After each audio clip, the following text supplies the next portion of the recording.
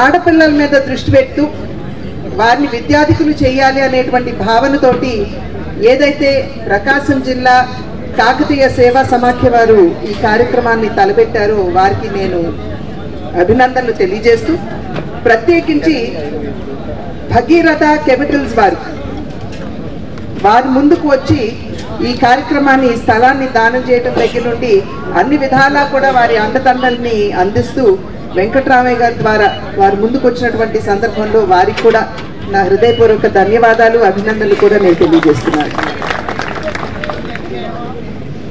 కులాల వారీగా మనకి ఈ రకంగా సంఘాలు ఉండటం అనేది తప్పు కాదు.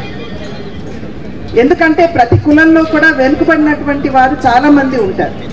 కనుక వారిని సైతం మనం ముందుకు తీసుకుని వస్తూ వారికి అన్ని విధాల సహకారాన్ని అందిస్తూ వారిని ముందుకు తీసుకొచ్చే విధంగా ఈ కులాలకి సంబంధించినటువంటి సంఘాలు పనిచేయడం అనేది తప్పు కాదు అనేది నా యొక్క భావన. అయితే ఇక్కడ నా యొక్క స్వీయ అనుభవం మా తండ్రి గారితో, నందమూరి తారక రామారావు గారితో. ఒకానొక సందర్భంలో వారు అప్పట్లో కాషాయ దుస్తులు ధరించేవారు. పాత్రికేయులు వారి దగ్గరికి ఒక ప్రెస్ కాన్ఫరెన్స్ అని చెప్పి వచ్చినటువంటి నేపథ్యంలో నేషనల్ మీడియా వారు, అంటే ఉత్తర భారతదేశానికి సంబంధించినటువంటి వారు మా తండ్రి గారిని ప్రశ్నించడం జరిగింది.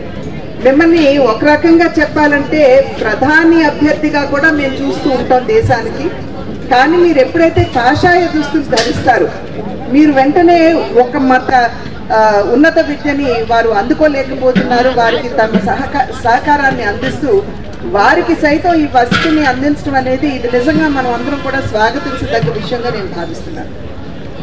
సమాజ సేవ ఖచ్చితంగా మనం అందరం కూడా ఒక సామాజిక స్పృహతోటి చేయవలసినటువంటి అవసరం ఉన్నది అనేటువంటి విషయం మనం గమనించాలి. ఎందుకంటే కేవలం మన మధ్యన కాకుండా ఇతర సమాజంలో చాలా మంది కూడా అనేక అవకాశాలు వచ్చినా అందిపుచ్చుకోలేనటువంటి పరిస్థితుల్లో వారందరూ ఉంటారు. కనుక వారికి చేయూతను అందించవలసినటువంటి బాధ్యత మన మీద ఉండటం మాత్రమే కాకుండా మానవ సేవే మాధవ సేవ అనేదైతే మన పెద్దలు చెప్పారు, దేహో దేవాలయ ప్రోక్త జీవో నారాయణ పరహ అని చెప్పి మన పెద్దలు స్కంద పురాణంలో చెప్పారు. ఈరోజు కాకతీయ సేవా సమాఖ్య సభాధ్యక్షులు వెంకటరావు గారు, అదేవిధంగా ఈరోజు ముఖ్య అతిథులు గౌరవనీయులు పురంధేశ్వరి గారు, అదేవిధంగా గోపాలకృష్ణ గారు, మన హరిబాబు గారు, మా మామ శివరాం గారు, అదేవిధంగా యశ్వంత్ గారు, ఇంకా మన రవి గారు, చాలామంది పెద్దలంతా కూడా ఈరోజు వచ్చిన భూమి పూజకు వచ్చిన అందరికీ కూడా పేరు పేరున నా నమస్కారాలు తెలియజేస్తున్నాను. ఈరోజు ముఖ్యంగా కార్యక్రమం ఇవన్నీ కూడా మొన్న కూడా ఒక భూమి పూజ చేశారు. దగ్గర 15 సంవత్సరాల నుంచి వెంకటరావు గారు కానీ వీళ్ళంతా కూడా కాకతీయ సేవా సంఘంలో అనేక కార్యక్రమాలు కూడా చేయటం, ఇదివరకు కూడా కొన్నిటికి కూడా మేమంతా కూడా రావటం ఇవన్నీ కూడా జరుగుతూ ఉంది. ఎంతో నా తమ్ముళ్ళలో, నా మేనమావలో, నా అక్క చెల్లెళ్ళలో, నా మరదళ్ళలో ఏదో సగంగా కుటుంబ సభ్యులు అయి ఉంటారు వీళ్ళంతా కూడా. ఒకవేళ నేను కనుక 4-5 వర్షాలు కనుక ఎత్తే ఏదో ఒకటి అవుతారు. ఈ కుటుంబ సభ్యులందరికీ ముందుగా ఈ సందర్భానుసారం మీ అందరికీ కూడా నా శుభాకాంక్షలు తెలియజేస్తూ ఉన్నాను. ఇక 3వ అంశం అభినందనలు. నిజంగా భగీరథ కెమికల్స్ వారు నాకు ఎప్పటి నుంచో తెలుసు, ఎమ్మెల్యేగా ఉన్నప్పటి నుంచి కూడా తెలుసు.